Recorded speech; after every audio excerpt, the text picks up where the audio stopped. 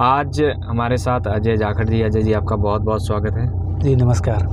अजय जी, आज एक बहुत बड़ी मीटिंग हुई है देश में।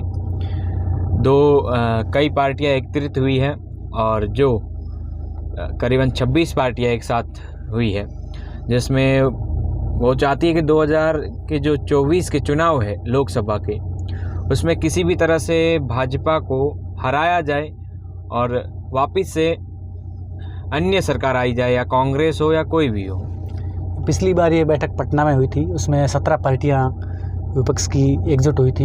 इनका एकजुट होने का मेन मकसद वो ये है कि 2 बार प्रधानमंत्री नरेंद्र मोदी के नेतृत्व में भाजपा नीत एनडीए की सरकार केंद्र में बन चुकी है। तो ये पार्टियां चाहती है ये केंद्र प्रकार किसी भी तरह तीसरी बार प्रधानमंत्री मोदी को 2024 में केंद्र की सत्ता में आने से रोका जाए। तो इनका यही मकसद था कि जैसे तैसे करके भी आपस में ऐसा गठबंधन बनाया जाए जिससे जो प्रधानमंत्री मोदी की जो या भाजपा का जो विरोधी वोट है उस वोट को आपस में बंटने से रोका जाए। इनका मेन मकसद ये है। तो ये पिछली बार पटना के अंदर पार्टियां एकजुट हुई थी, उसमें 17 पार्टियां और उनके नेता थे। अब की बार ये मीटिंग अब कल और आज लास्ट है, 2 दिन की मीटिंग बेंगलुरु में हो रही है और अभी ये आधिकारिक घोषणा होना बाकी। लेकिन अभी सूत्रों के हवाले से खबर आ रही है कि इस गठबंधन का नाम यूपीए से चेंज करके इंडिया नाम रखा गया है और आज और कल ये पार्टियां 17 से बढ़कर 26 हो गई है। और तो इस तरह से इनकी ये कोशिश है, इनके कई फॉर्मूले हैं और 2 दिनों में इनकी कई चर्चा भी हुई है कि इस गठबंधन का नाम क्या रखा जाए, इसमें इसका कन्वीनर संयोजक कौन होगा और इनका लड़ने का मुद्दा क्या होगा, ये किस फार्मूले के तहत प्रधानमंत्री मोदी के खिलाफ चुनाव में जाएंगे और आपस में सीट शेयरिंग का इश्यू कैसे रहेगा। जैसे मान लो कई दिनों से कहा जा रहा है कि बीजेपी या एनडीए के खिलाफ 1 बनाम 1, यानी पिछली बार क्या हुआ था या कई सीटों पे ऐसा हुआ था, जैसे मान लो बीजेपी का एक कैंडिडेट है, उसके सामने एक कांग्रेस का कैंडिडेट है, एक क्षेत्रीय कोई दूसरी पार्टी का कोई कैंडिडेट आ गया, तो इनके आपस में जो भाजपा के विरोधी दलों के जो वोट है वो आपस में बंट गए और इसका सीधा लाभ भारतीय जनता पार्टी को हुआ था। तो इन विपक्षी पार्टियों का ये मानना है कि जैसे मान लो बीजेपी को 40% वोट मिला और विपक्ष को टोटल उसका जो यदि वोट से उसको मिलाया जाए तो 45 होता है। तो उनका मानना है यदि 1 बनाम 1 हुआ तो बीजेपी के 40% को ये 45% वाला हरा देगा। नहीं तो मान लो एक को 30% हो गया, दूसरे को 15 हो गया, तो ये 15-30 आपस में बट गए तो बीजेपी को 40% के साथ बीजेपी जीत गई। तो इनका ऐसा मानना है कि यदि 1 बनाम 1 भारतीय जनता पार्टी के नेतृत्व में एनडीए के कैंडिडेट के सामने विपक्ष का यदि एक कैंडिडेट कोई सामने आया तो इनका ऐसा मानना है कि भारतीय जनता पार्टी को 250 या 200 के अंदर लाया जा सकता है और इनकी सरकार बन सकती है। कांग्रेस ये चाहती है कि जो कमान की हाथ है वो सोनिया के हाथ में रहे। अभी मुझे लगता है अभी ये बैठक अभी पूरी होने वाली, थोड़ी देर में इनकी प्रेस कॉन्फ्रेंस भी होगी। मुझे नहीं लगता इतना कोई संयोजक कौन बनाया जाए इसका मुद्दा इतना बड़ा होगा। ये आपस में अभी इनका फैसला 2 दिनों में हुआ होगा, इसकी घोषणा भी हो जाएगी।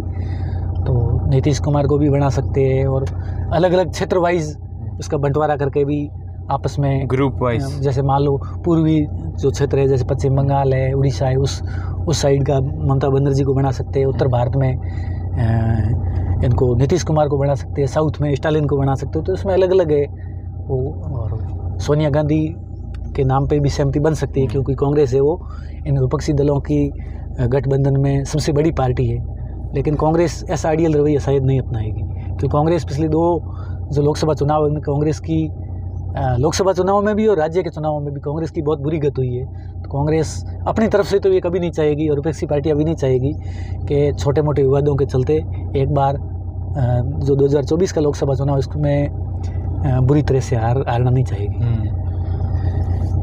26 पार्टियां एक साथ आना और यूपीए का नाम एनडीए रखना, ये चाहते हैं कि कहीं नहीं जो कहीं ना कहीं इनका एक उद्देश्य ये भी है कि जो यूपीए के नाम से पिछले 15-20 साल से कांग्रेस के नेतृत्व में जो गठबंधन चल रहा है तो इसमें एक नया नवाचार किया जाए और यूपीए के जो भूलें रही है, जो कमियां रही है, जो जनता के अंदर जो एक भ्रष्टाचार वाला परसेप्शन है उसको तोड़ने के लिए कहीं ना कहीं इन्होंने एक इंडिया यानी भारत के लोगों का गठबंधन ये साबित करना चाहते हैं। और दूसरा कारण ये भी कह सकते हैं कि जो विपक्ष की कई पार्टियां हैं और कई ऐसे नेता हैं कांग्रेस के बाहर भी जिनका प्रधानमंत्री बनने का ख्वाब है, जैसे ममता बनर्जी है, नीतीश कुमार है और भी कई पार्टियों के नेता है, तो वो कहीं ना कहीं थोड़े अब ऊपरी मन से अब उनके कोई विकल्प नहीं दिख रहा है कि प्रधानमंत्री मोदी को अलग अलग गुटों में रहकर हराना बहुत मुश्किल है। ऐसे में वो उनकी जो इच्छाएं हैं एक बार वो कम करके कहीं ना कहीं कांग्रेस का और यूपीए का जो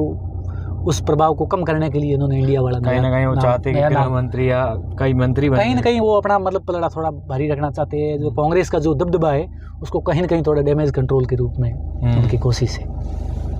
तो ये सारी पार्टियां एकत्रित होकर कहीं ना कहीं प्रधानमंत्री नरेंद्र मोदी को हराना चाहती है और अपने क्षेत्र में बहुत मजबूती से कार्य करना चाहती है। वैसे भारतीय जनता पार्टी के नेतृत्व में जो एनडीए की बैठक है वो भी आज दिल्ली में हो रही है।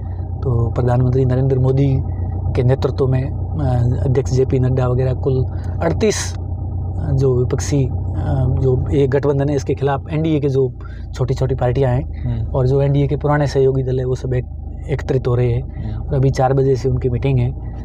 प्रधानमंत्री नरेंद्र मोदी के नेतृत्व में 38 जो कल जेपी नड्डा ने भी इसकी घोषणा की थी कि जो ये यूपीए कांग्रेस के नेतृत्व में जो ये पार्टियां एकजुट हो रही है वो उनकी नीयत और साफ नहीं देश के प्रति। तो हम 38 पार्टियां हैं वो प्रधानमंत्री मोदी के नेतृत्व में 2024 के आगामी लोकसभा चुनाव को लेकर और अभी जो सेशन है इसको लेकर चर्चा करेगी और हो सकता है सीट शेयरिंग को लेकर और ये भविष्य में 2024 के चुनाव में ये एक साथ चुनाव लड़े।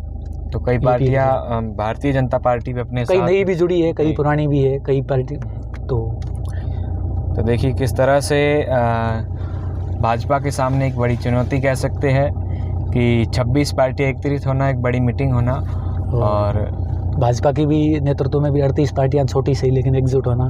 तो इस तरह से हम कह सकते हैं कि 2024 का जो लोकसभा चुनाव है जो 2014 के और 19 के चुनाव से कहीं ज़्यादा आपस में ज़्यादा अच्छी टक्कर देखने को मिलेगी।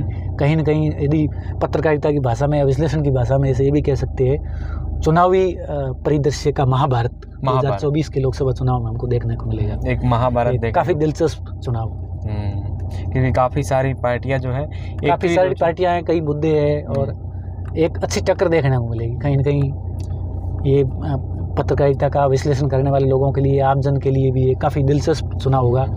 क्यों इन पार्टियों के लिए ये चुनाव अब की बार हार गए तो इनके लिए फिर वापसी करना बहुत मुश्किल हो जाएगा।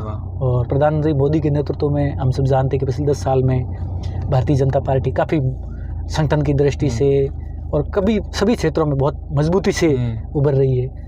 तो इन विपक्षी गठबंधन की एकता के सामने पार्टी कैसे चुनौती पेश करती है, किस तरह चुनाव निकालती है, तो ये देखना काफ़ी दिलचस्प रहेगा। बहुत बहुत धन्यवाद सच्ची खबरों से जुड़ने के लिए।